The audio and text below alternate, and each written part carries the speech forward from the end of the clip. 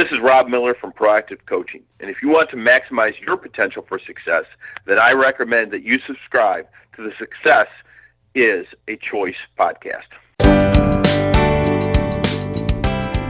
Providing insights to help you grow your business, improve yourself, and add value to those around you. You're listening to the Success is a Choice podcast, where you get a peek into the lives of industry leaders as they share their stories with you. Welcome to Success is a Choice podcast. I'm your host, Jamy Bechler, and today we're very honored to have Jeremie Kubicek as our guest. Jeremie is the CEO and president of Giant Worldwide, which is one of the top leadership training companies in the world. He is also a former CEO over brands such as the Chick-fil-A Leadercast, Catalyst, and the John Maxwell training companies. Jeremie's first book, Making Your Leadership Come Alive, became a Wall Street Journal bestseller. His most recent books include The 5 Gears and The 5 Voices, which we will surely talk about later. It is our distinct pleasure to have Jeremie Kubicek on the show. Jeremie, thanks for taking the time and welcome to the podcast. Jamie, so good to be with you too. Thank you for the chance to be with you. Yeah, absolutely. For those that don't know you as well, give just a brief rundown. You know, I just went over a couple things, but kind of give us a brief overview of your history and how you got to here. And I know that's asking a lot. You know, you've had a long successful career and done a lot of business ventures and been successful in a lot of areas. But kind of just give a rundown if you would. Yeah, I had lived in a number of places. Lived in Russia in the early '90s. Started some businesses there. Worked for an M&A group. Worked for a large distribution business, and then in 2002 decided to start our own business called Giant. And so Giant began. Some people know us, some people don't. Some people know us from the things that we've done. So in 2007, we bought the John Maxwell's assets, Enjoy, Maximum Impact, that had been run by another gentleman. And we basically took the businesses. We went through all of the 2007 and 8, financial crisis. And we turned off a lot of the John Maxwell's lines. We turned up some of the other lines. So like Catalyst was an example. It was a small little enterprise, and we basically built it and took it on to a national brand. The Leadercast was formed with a partnership with Chick-fil-A after we had sold back John Maxwell's assets. So we sold back to John in 2011. So we cleaned up a lot of things, turned it back to John, had a great relationship in that time frame. And then we took the Leadercast to another level, and it started growing. We still own Catalyst as well until recently. In fact, I've just sold my role in all of those, my assets of Leadercast and Catalyst in the last few months, and had a really nice run with that. But our main business is Giant Worldwide, and so we do work in about 10 countries. We've got about 100 or so giants, and so that just gives you a quick overview. And I obviously speak and write books as well, but just gives you some background. Well, there's a lot of leadership companies and organizations out there, but I think Giant Worldwide seems to be special. What makes it different, and how are you able to add so much value to other organizations through Giant? Well, it's a good question. What's interesting is we're very similar than most, because there's lots of coaches and consulting groups. But what makes us unique is our common language and our tools and the simplicity, but the power that we figured out. But what really makes us different is our people, because the way we train our people, the way that they're wired. What was interesting was, for years I've been doing all of the leader development and the traditional leader development processes and training and coaching, but we started realizing what are our personal issues? Where did I screw up? Where did I fail? So we took all of our mess ups and we created tools around them, and we started finding people going, oh my goodness, that's what I deal with every single day. This is so relevant. And I'm like, yeah, it's relevant because there are mess ups. Here's how we screwed up communication. Here's how we hid behind email. Here's how we just completely destroyed, our relationships with kids or with spouses or whatever it is on our team. And so we just started taking our real issues and putting them into visual language and creating a common language, almost a sign language in some cases, for people to understand metaphors and pictures, because no one reads anymore. really. One of those ways ended up becoming a book called 5 Gears, How to Be Present and Productive When There Is Never Enough Time. And that sounds like nearly what everybody in this world says is, I don't have enough time. 5 gears. Talk a little bit about those 5 gears and the unique language that you've put in the book. Yeah, so think about, like, all of us are different and unique, so we all have different styles, right, based on personality or upbringing or what have you. But some of us are under-present and overproductive. Some of us are maybe present but underproductive. It's hard to be over-present, but so it's a combination. So you think about most guys specifically are under-present and overproductive, meaning that we're always focused on getting things done and execution and performance, but we're under-present with people, so we can get things done and our wife and kids don't want to be around us. Or we can get things done and no one wants to follow us, but they have to follow us. So you then look at them and go, okay, so you're very productive personally, but not as a leader. So we started taking it apart and started understanding body language and emotional intelligence and work-life balance. And we started realizing that work-life balance is not about time. It's about mindset. And most people simply are in the wrong gear, or they're in the wrong mindset at the wrong time. And so we used a metaphor of a stick shift when I was living in London. We have London offices, and so I was using the left-handed stick shift illustration to say how hard it was for me to drive with a stick shift in London. But the whole idea that there's a gear for every, like there's 5th gear, which is focus mode, 4th gear is task mode, 3rd gear is social, 2nd is connect mode, and 1st gear is recharge.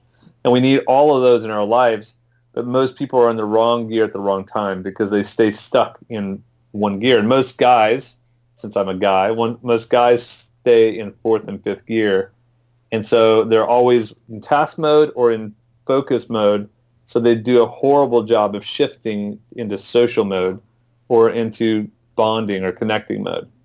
So therefore, their influence actually goes down because they're being overproductive in certain categories and underproductive in others. Is there one gear that you find that people have that they seem to get stuck in the most? Yeah, so most people will get stuck in 5th gear if they're an introvert and they love to work, and they'll just they'll bring all their food in front of their computer and they'll be just fixated. So that's 5th gear. It's getting stuck in 5th gear. 5th gear is great, but there needs to be a start and a stop time. You have some people who will get stuck in 1st gear out of, like, if they've crashed, then they'll basically go to Netflix and they'll binge watch and they'll basically check out, and they're looking for anything to escape. Or you have those who are overdoing exercise. But for the most part, it's usually the other way around. Most people have a hard time with, like, they need to recharge more 1st gear, or they need to be more focused in 5th gear, and they have a hard time getting into those gears, especially extroverts. 1st and 5th gear are introvert gears, and so it's really difficult for some of us that are extroverted. So this has been a successful book out there, and you teach companies and people about this. How do you guys make it real and apply it even within your company? So it's actually a book that's written for all of life. So we talk about the 5 circles of influence. So yourself, then you go through self, family, team, organization, community.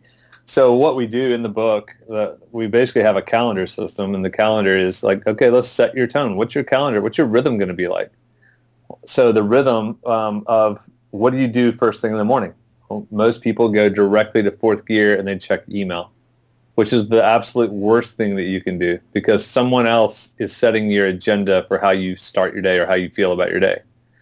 So we say, no, stay in 1st gear, recharge. Go to a personal recharge in the morning. Then after breakfast, get into 4th gear when you're ready, when your mind can think.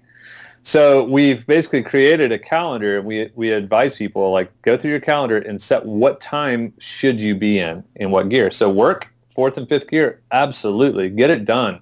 Get productive.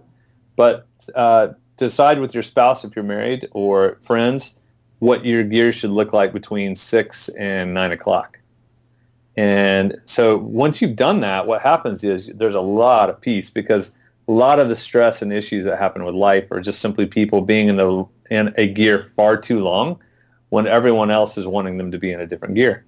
And so what we've done is we've created language that is objective, not subjective. So we've taken all the drama out of it. So what's awesome is it becomes a sign language. And so I'll give you one example. Mike Opedal, our managing partner, I was in a third gear situation. I've got a cup of coffee in my hand. I'm talking to somebody after an event. Mike hadn't seen me in a while. He was in fourth gear mode. He comes walking up to me and he goes, "Hey, man, I can't wait to talk to you. I want to talk to you about," and he starts listing his to-do list, X, Y, Z. And I look at him and I go, "Hey, Mike." And I just held up 3 fingers. And that's all I had to say. Well, like, "Hey," I held up 3 and he goes, "Oh, I got it." Yeah. And all of a sudden he shifted and he went and started networking. He started connecting with someone. So he was in the wrong gear in the wrong time.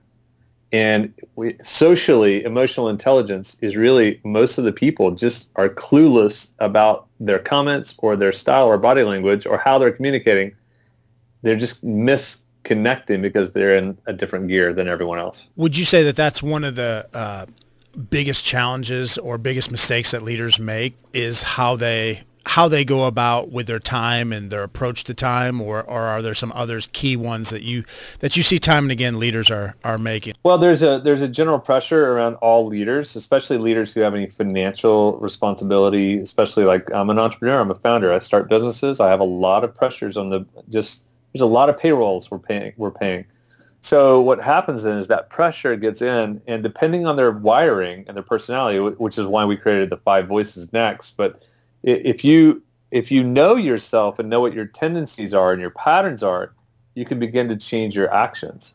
But most leaders don't know their tendencies because they've never really done deep self-reflection. They may have gone, "Yeah, I've done Myers-Briggs," or "I've taken the Enneagram," or and all that stuff is like, yeah, it might have been interesting for a week, but if you don't make it a part of your everyday life, then you won't fully understand it. So we've created something so simple and so sticky. That's what we do with everything. We make complex things so simple that you can spread it to the majority of your family or your team. And so if you understand your pattern, then you can begin to change your action. Your actions change your consequences, which shape your reality. So that's kind of the flow that we try to get people on, this self-awareness, to see they have broccoli in their teeth. And again, once they see it, then we give them solutions. And the solution component, in a lot of cases, might be a sign language, like the gears. It might be some of our other tools that we share. You have a book about that, The 5 Voices, How to Communicate Effectively with Anyone That You Lead. That's when I first experienced Giant Worldwide, was I saw the 5 Voices and saw how it can really impact people to get to know other people and to get to know how to actually communicate with one another, because amazingly enough, not everybody's like me, and so yep. Not everybody communicates or their personality is quite the same as me or somebody else. So talk a little bit about the 5 voices and how we can all learn from that. Yeah, well, what we did, Steve Cockrum is my business partner, and he's British. He's really, really adept at personalities. He's one of the leaders in personality and helping people understand their identity. And what's interesting about Steve and what we did is we took Myers-Briggs, because it's far too complicated and people don't remember them. People go, "Okay, I'm an ISC." So we then basically took the concept and the construct, not of Myers-Briggs, but as much as Jungian type, Carl Jung, and we boiled them down to 5. And those 5 would be a pioneer. You've got the connector, the guardian, the creative, and the nurturer. And what we've done is we basically have shown people who they are. So, for instance, an ENTJ would be a pioneer, and ENFP is a connector. So you take your letters, and you basically then you're going to remember your who you really are versus letters. We put them into names. We make them much more simple. But what we've done is we've helped people with the idea of understanding their nature, who they were born to be, their personality they were born with, their nurture, who they've become, over time because of relationship or because of influence, and then their choices that they've made, how the choices have affected. So an example of that, I'm an ENFP. I was born an ENFP. My dad was an ISTJ, so I was born a connector. My dad was born, he is a guardian. So I grew up in a guardian culture on a farm in a tractor cab that didn't have a radio. So that in and of itself caused me and affected me to really think and dream and kind of, I grew other parts that weren't natural to me. And so then I moved to Russia. I started companies. I had some .coms, blah, blah, blah. All those choices, actually, I chose to be a pioneer, but I'm really a connector. So a lot of people, what we help people with is we help them see who they really are versus the person they're playing on TV. And a lot of times it's just an aha because they're like, oh my goodness, no wonder you're not as effective because it's not your natural wiring. You're really right-handed, but you keep using your left hand. And that's been an aha for the clients that we've worked with and for leaders, just to have that epiphany. Oh my goodness. And so what was funny, as I was writing the book, I realized I'm not a I'm not a pioneer. I'm a connector, and I was writing the book. So my aha happened during that whole time as well. So when you get people to really know themselves, they can really start to lead themselves, and they get comfortable with who they really are, not with the person that they think that they are. And how can this help others, or how can this help once you know yourself? How can this help with the communication of your team, bringing a team together, or just working well with others? Well, so if on a team, if I know, like, I'm a pioneer, and we teach in here as well in the 5 Voices, we teach the weapon system that you tend to use. So a pioneer's weapon, their weapon of choice is a grenade launcher. So they blow people up all the time if they're not careful. And so they blow them up because they have a very loud voice and a loud, they yield power. So if they have a title that goes with their personality, so a CEO pioneer, which are 50%, by the way, side note, pioneers are only 7% of the population, but make up over 50% of the CEOs in the world. So you think, oh my goodness, so no wonder. I mean, we have a famous one right now who's using Twitter to blow people up nationally, and that's not a political statement. That's just a personality statement to go, oh my goodness. So using using an actual visual of a weapon. So like I'm a connector, I use cyber warfare. So if I'm really having an issue with a team member, then I'll use passive aggressive cyber warfare to take them out. So if you know that your teammates, if I know that I have on my executive team, I have 2 guardians, 1 nurturer, a connector, and a creative, then I'll be able to communicate much, much more effectively to them. And what I've just seen over and over again is that most of the leader development stuff is so principally good, it's principle-based, but it's too generic. It doesn't go deep enough. So if you don't know who you're talking with, then you're not going to communicate as effectively as if you knew their personality. So we simply help people around PQ, personality first. Once you know your personality, you can actually affect your emotional intelligence, and then you can get better at your IQ. And so that's how the 5 Voices really helps teams. Do you find that it's better to have people around you on your team, let's say, or the people close to you to be the same as you or different than you? No, everyone can work with everyone if you value the voice of the other person, if you really can humble yourself and value it. So you don't, I would say you don't want everyone to be exactly the same because you'll miss out. Like 72% of the population are nurturers and guardians. So if you think about all of the population of people on the earth, are 72% of them boiled down to the nurture and the guardian voices. So that means that's an accumulation of a lot of different, personalities in that. But that means that they're present-oriented, not future-oriented.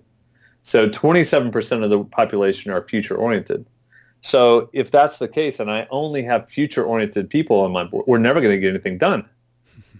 But if I have if I have present-oriented people on my team, then, but again, if we don't have any future-oriented people, so any connectors or any creatives or any pioneers, then we're not going to get anything done.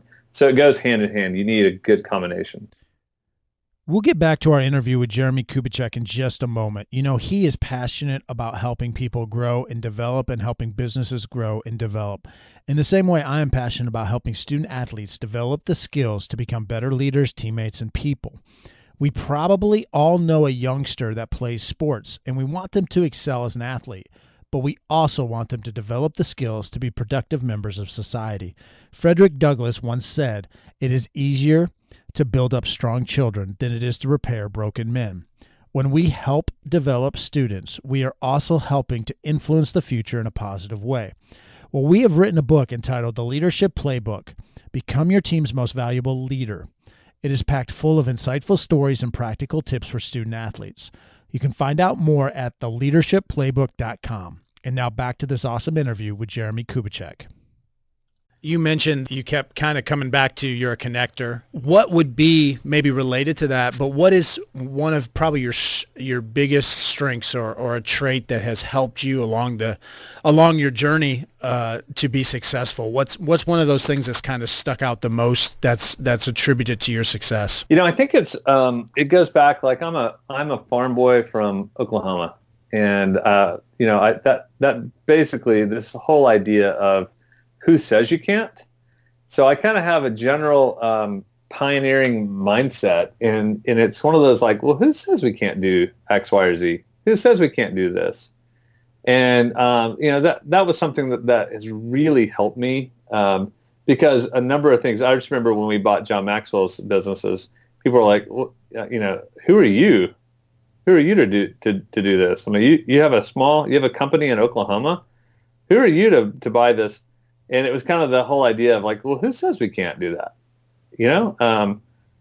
Sure, we can. And so the initiatives that we're doing right now, we're working in some really interesting places around the world.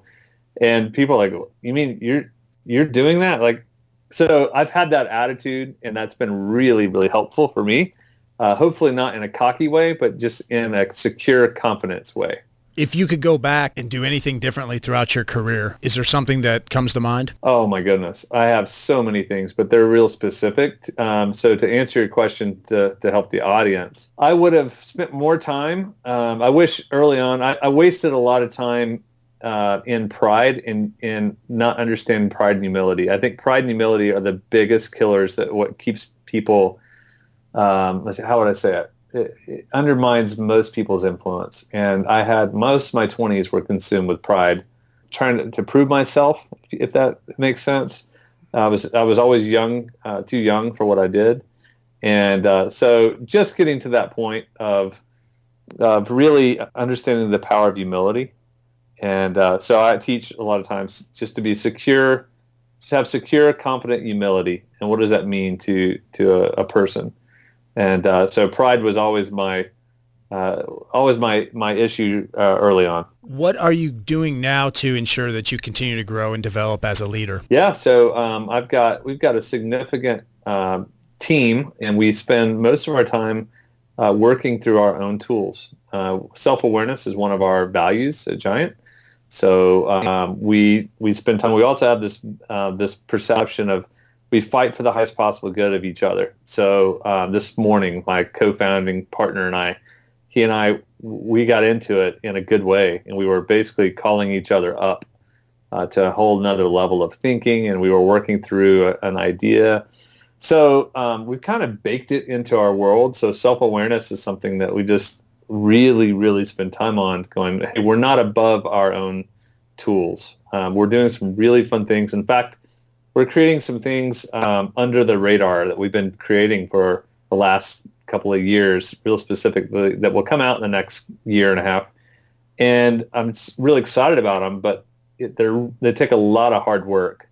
So anyway, that's self-awareness would be the key. And so the relationships that are around me know that. And so I give them full access to call me up and to really fight for my highest good. So sometimes We bring high support. Sometimes we bring high challenge. Are there books or podcasts that you would recommend that you consume regularly, or you're consuming now, or you've consumed in the past that you really think are beneficial? I tend to read books from old dead guys, and so that's where I spend most of my time. I don't read a lot of leadership books, especially as a writer. I don't read other people's writings a lot of times because I don't want that to sway me in any way. I want the ideas to be original and pure.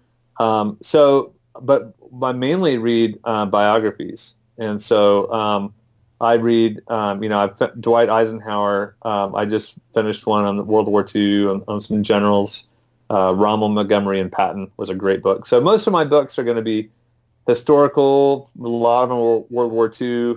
I just find so intriguing. Probably my favorite book, though, that would be in the leadership space is a book called Heroic Leadership by Chris Lowney, and it talks about the Jesuits and how they built their organization. We've mimicked a lot of our joke was we stole a lot from the Jesuits from Giant because we're building an organization that we think could be around for 100 years. And how do you build an organization that could be around that long? And that's what we're working on. Is there someone from the past? You mentioned old dead guys. Is there somebody that you would just absolutely be intrigued to sit down and spend some time with? I would love to, mainly as an Oklahoman, I would love to spend time with Will Rogers. Will Rogers should not have been popular. He should not have had any influence. And like, how in the world, and that's kind of a good fixture for me of like, if Will Rogers can do it, then I can, so who says you can't? So I'd love to spend time with him to ask him how in the world did he do what he did. So then I've got others that would be probably more just fun dinner. Then there's a lot of old dead authors like Andrew Murray, who's a Scottish guy. Just has a lot of wisdom that I really appreciate. But that's a little bit from a podcast perspective. I like listening to random podcasts. We obviously have a podcast, the Liberator podcast. I don't listen to our podcast. We do our podcast, but I do like a lot of just random learning. Do you have a favorite productivity tool or an app or a piece of software, something other than Giant Worldwide's tools that you find are invaluable for your daily life? As a connector who's very spontaneous, I've probably used about 20 different systems in my life. And in my what I've found is the power of blank paper. And I've never in my life written as much as I'm writing now from a blank paper. So I'm a moleskin guy, right? I just take a moleskin and I fill them up with ideas. So what I've done is I've figured out I have to manage my ideas because my ideas are dangerous to our current business. So what I've done, here's my productivity tool that I do. It's not even a tool from anyone. I just created it years ago. But I basically take ideas, and if they're a really, really, really good idea and I can't get them out of my mind, then I ask the question, is now the right time? Am I the right person to do it? And if now's not the right time, I put it on my calendar for either 6 months, I'll punt it into the future, 6 months or a year, and I'll put it back on, like, don't lose that idea. Then I'll create an Evernote file, a business plan for it, and I'll at least take the idea and flesh it all the way out to a business plan form. So what that's done for me is it takes the pressure of my ideas because I'm an idea guy. The ideas are still there. They're in Evernote, and they're on my calendar to address them in, like, say, 3 months from now. So I at least know that I haven't lost that big idea. And I've had an idea on there for 7 years now. I just looked at it again, and I basically realized, you know what? I think I'm gonna put that idea to pasture. I don't think that idea makes any sense anymore with technology. So I'm basically giving up on that one idea. Jeremie, where can people connect with you or find out more about you or Giant Worldwide or your books or the things that you're doing? Yeah. So my blog is, my website is jeremiekubicek.com. So it's JeremieKubicek. It's kind of hard. People will find it if they just search jeremiekubicek.com or giantworldwide.com. and our books are all on Amazon. Well, Jeremie, thank you so much today for joining us and sharing your insights and your story and the story of Giant Worldwide and the great services that they provide. Thank you so much. So it's really, really fun to be with you today, though, Jamie. I sure appreciate the questions and the time. Jeremie Kubicek and Giant Worldwide is a major player in the leadership and consulting space. They add value to some of the biggest companies in the world, and it was a treat to have Jeremie on the show today. If you like this episode, we want to make sure that you don't miss out on any future shows, as we'll have other top-notch guests just like Jeremie. Please take a quick second to hit that little subscribe button. And until next time, remember that success is a choice. What choice will you make today?